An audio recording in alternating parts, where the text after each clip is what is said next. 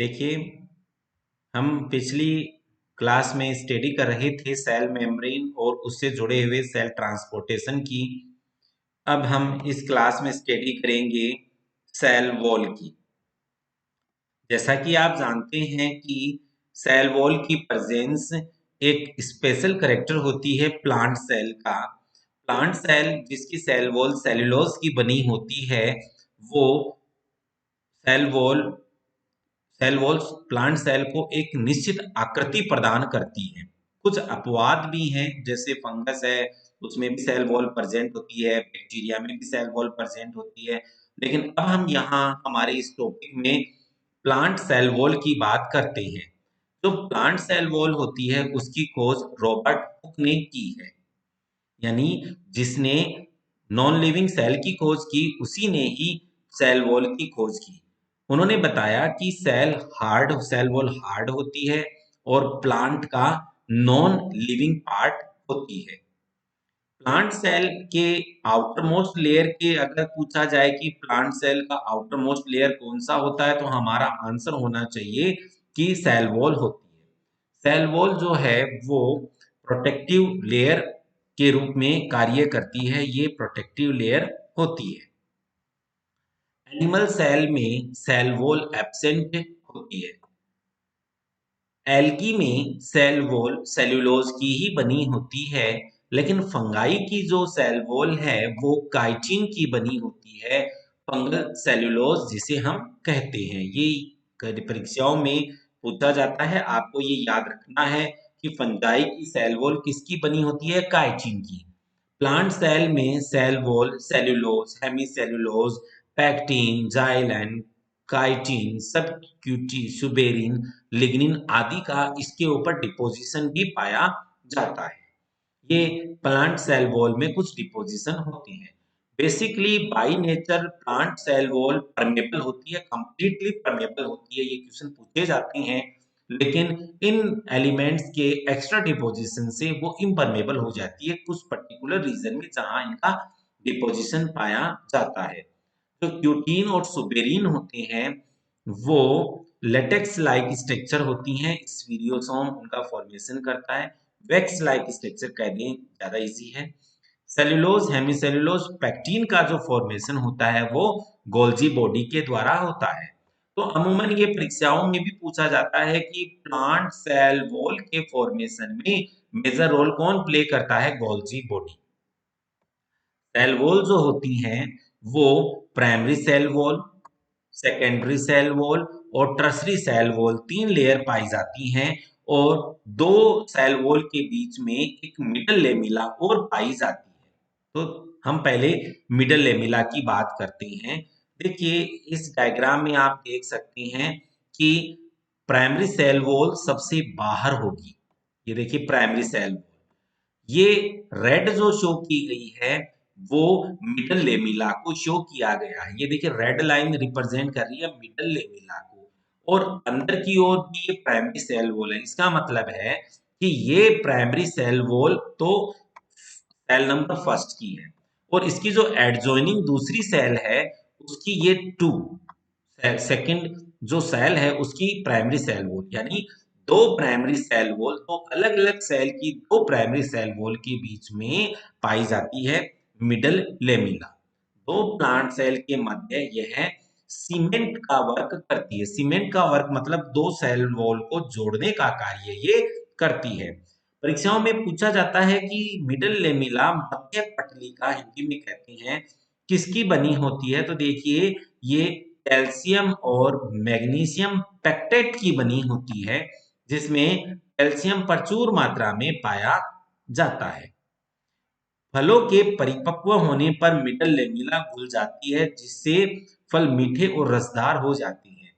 ये भी परीक्षाओं में पूछा जाता है कि कच्चे फल स्वाद में कड़वे क्यों होते हैं, और फलों के पकने के प्रोसेस में वो मीठे और अत्यधिक रसदार कैसे होते जाते हैं, तो उसके पीछे का कारण है सेल वॉल का परिपक्व होने के साथ उसका घुल जाना, सेल वॉल घुल जाती है।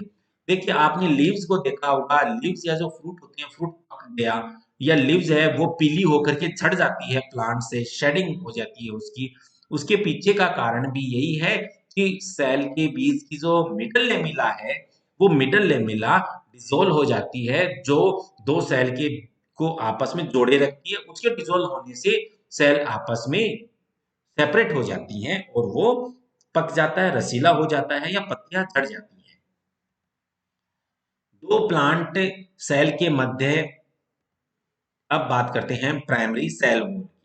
प्राइमरी सेल वॉल, जैसा कि आपको मैंने बताया है कि ये एक सेल का सबसे आउटरमोस्ट वॉल होती है, पार्ट होता है, सेल वॉल का आउटरमोस्ट पार्ट है जो सेल्यूलोज और पेक्टिन का बना होता है। ये इन पतला यंग स्पेस में लिविंग सेल में मर्द यानी ये थिन लेयर है। जो लिविंग सेल होती है उसमें ये पतला होता है और जैसे जैसे सेल मैच्योर होती जाती है वैसे वैसे इस पे पेक्टिन का डिपोजिशन बढ़ता जाता है और ये प्राइमरी सेल वॉल डेड हो जाती है। सेकेंडरी सेल वॉल भी सेल्यूलोज, हेमीसेल्यूलोज और पेक्टिन, लिग्निन, क्यूटिन, सुबेरिन की बनी होती है। कहने का मतलब सेल्यूलोज, हेमीसेल्यूलोज और पेक्टिन की बनी होती है, लेकिन इसमें लिग्निन, क्यूटिन, सुबेरिन का डिपोजिशन होने से ये मोटी, हार्ड और मृत हो जाती है। सेकेंडरी सेल वॉल की 3 लेयर पाई जाती हैं जिसे हम S1, S2, S3 कहते हैं। उसके बाद अब आती है tertiary cell wall. Tertiary cell wall inner most layer होती है, सबसे अंदर की लेयर, मेनली ये जिम्नोस्पर्म्स के ट्रैकिड्स और वेसल्स में प्रेजेंट होती है।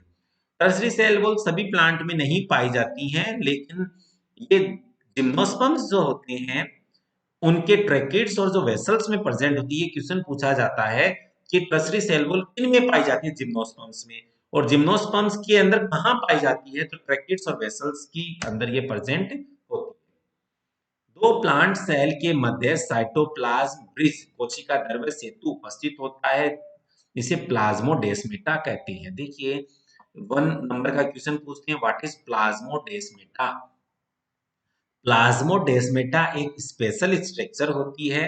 दो प्लांट अगर हैं, प्लांट सेल्स हैं तो उनके चारों सेल वॉल है, लेकिन अब सेल, एक प्लांट सेल दूसरी प्लांट सेल से कैसे कम्युनिकेट करेगी, कैसे जुड़ी हुई होगी, तो उन एक प्लांट सेल दूसरी प्लांट सेल के साथ साइटोप्लाज्म ब्रिज के द्वारा जुड़ी होती है, जो through cell membrane cell wall के थ्रू दूसरी सेल से कनेक्टेड होता है।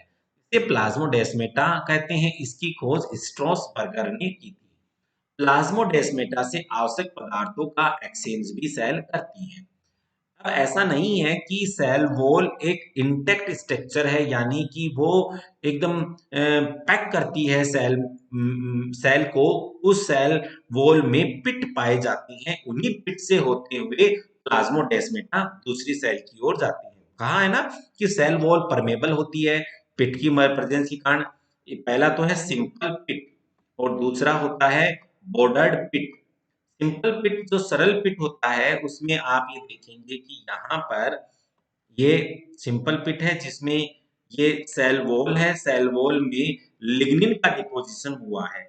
लिग्निन का डिपोजिशन ऐसे हुआ है कि एक पर्टिकुलर एरिया में लिग्निन का डिपोजिशन नहीं हुआ तो सिंपल पिट का फॉर्मेशन हो गया, लेकिन इस पिट का जो डायामीटर है वो इक्वल है, यानी जितना इंटीरियर डायमीटर है उतना ही एक्सटीरियर डायमीटर है, तो ये इसका पिट का डायमीटर इक्वल होता है।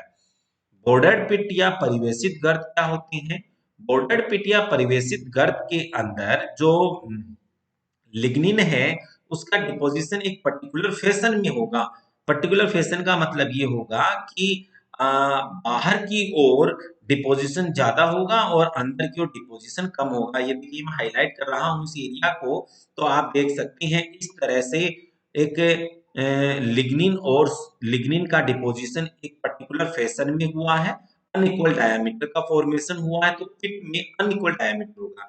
बॉर्डर जो पिट होती हैं उनमें एक स्पेशल बात और होती है, उसमें टोरस पाया जाता है जो वाल्व का काम करता है। टोरस सुबेरिन के डिपोजिशन से बनता है। ये कॉम्पिटिटिव एग्जाम में पूछा गया क्वेश्चन है कि टोरस किसका बना होता है, सुबेरिन का बना होता है।